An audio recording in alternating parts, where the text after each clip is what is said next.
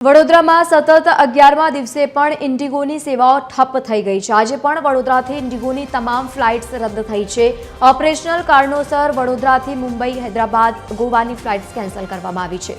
Vadodara airport ઓથોરિટીએ તેમના તરફથી જાહેરાત કરવામાં આવી છે। નોંધનીય છે કે લાસ્ટ 11 દિવસમાં વડોદરાની 28 જેટલી ફ્લાઇટ્સ કેન્સલ થઈ છે અને જેના કારણે મુસાફરોને ભારે હાલાકી થઈ રહી છે। તો વડોદરામાં સતત 11મા દિવસે પણ ઇન્ડિગોની સેવાઓ ઠપ જોવા મળી છે અને જેના કારણે હજારોની સંખ્યામાં મુસાફરોને ખૂબ જ હેરાન થવાનો વારો આવ્યો છે। ગુજરાત સહિત દિલ્હી, મુંબઈ, હૈદરાબાદ અને ગોવાની ફ્લાઇટ્સ પણ સતત કેન્સલ કરવામાં આવી રહી છે અને જેને લઈને મુસાફરો ખૂબ જ હેરાન પરેશાન થઈ રહ્યા છે। વડોદરા એરપોર્ટ ઓથોરિટી તરફથી પણ જાહેરાત કરવામાં આવી છે। આજે પણ ફ્લાઇટ્સ કેન્સલ થતાં મુસાફરો ભારે મૂંઝવણમાં મુકાઈ ગયા છે।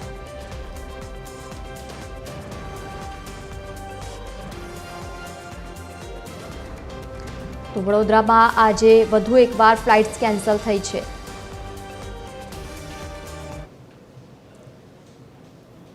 દેશભરમાં ઇન્ડિગો એરલાઇન્સની સેવાઓ ઠપ થઈ ગઈ છે અને તેની સૌથી વધુ અસર ડોમેસ્ટિક એરપોર્ટ પર જોવા મળી રહી છે।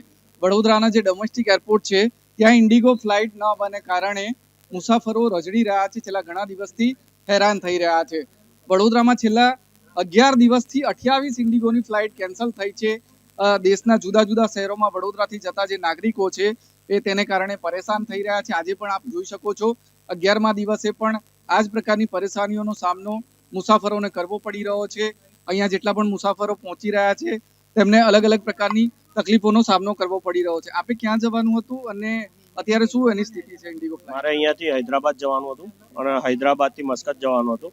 બંને કનેક્ટિંગ ફ્લાઇટ છે, બંને કેન્સલ છે અત્યારે અને મારી આજની જ ફ્લાઇટ છે। હજુ સુધી કોઈ સ્ટેટસ અમને અપડેટ મળ્યું નથી અને હાલ કહી રહ્યા છે કે હવે 9થના મને રીશેડ્યુલ કરીને આપશે। તો મારે ત્યાં કંપનીમાં જણાવવાનું અધર પ્રોબ્લેમ્સ પણ થઈ શકે છે, તો એના માટે કોણ જવાબદાર?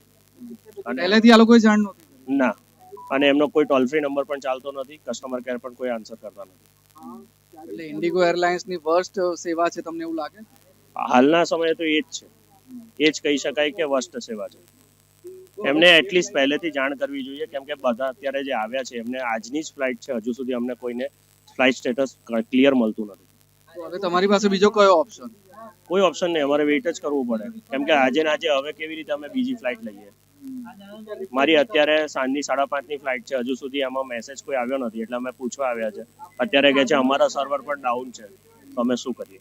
હવે તમે મસ્કત નહીં પહોંચી શકો તો નુકસાન કેટલું? નુકસાન તો સેલરી જાય સાહેબ, અને કંપનીમાંથી અધર ઇશ્યુઝ પણ આવી શકે છે। जो घणी बड़ी तकलीफों नो सामनो मुसाफरों ने करवो पड़ी रहो छे। मैम, आपको कहाँ जाना है और इंडिगो का अभी शेड्यूल क्या है? હૈદરાબાદ જવાનું હતું મારે।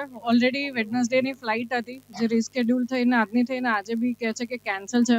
એપ પર બતાવે છે કે હજી બોર્ડિંગ પાસ બી ઇશ્યુ થાય છે એપ પર, પણ કેન્સલ છે કે નહીં કોઈ જ આઈડિયા નથી। અને રીસ્કેડ્યુલિંગ બી શું છે નો આઈડિયા। તો એને કારણે કેટલી તકલીફો પડે છે? શું શું તમારા જે પ્રોગ્રામ છે એ પણ ખોરવાઈ જાય? હા, એટલે મંડે થી ઓફિસ છે એટલે ઓફિસ બી તો ડિસ્ટર્બ થશે, એટલે તમારે રજા મૂકવી પડે ને એ બધું તો નુકસાન થવાનું જ છે। કોઈ જવાબ મળે છે અહીંયાથી? હજી નંબર જ નથી આવ્યો। નંબર આવે તો જવાબ મળે। જુઓ, આ ઇન્ડિગો એરલાઇન્સ ની જે ફ્લાઇટ છે તેનો ઉપયોગ કરતા મુસાફરો છે તેને ઘણી બધી પરેશાનીઓનો સામનો કરવો પડી રહ્યો છે। અહીંયા ઇન્ડિગો એરલાઇન્સનો જે સ્ટાફ છે તેમની સાથે વાત કરીશું, વાત કરવાનો પ્રયત્ન કરીશું। टाइमिंग શું છે? ટાઈમિંગ?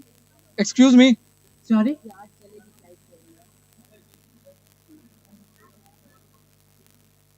બેંગ્લોર તક કન્ફર્મ છે? બેંગ્લોર સુધી? જુઓ, મુસાફરો જે અહીંનો સ્ટાફ છે ઇન્ડિગો એરલાઇન્સનો તેમને પૂછી રહ્યા છે કે તેમની જે ફ્લાઇટ છે શેડ્યુલ ક્યારે થશે, કારણ કે મોટાભાગની ઇન્ડિગોની ફ્લાઇટ કેન્સલ થઈ રહી છે।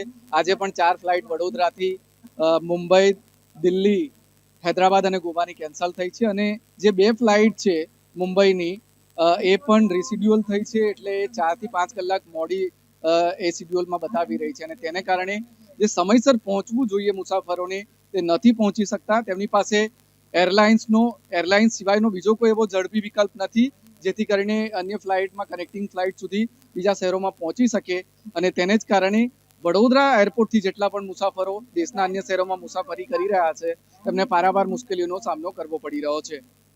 અમિત ઠાકોર, TV13, વડોદરા।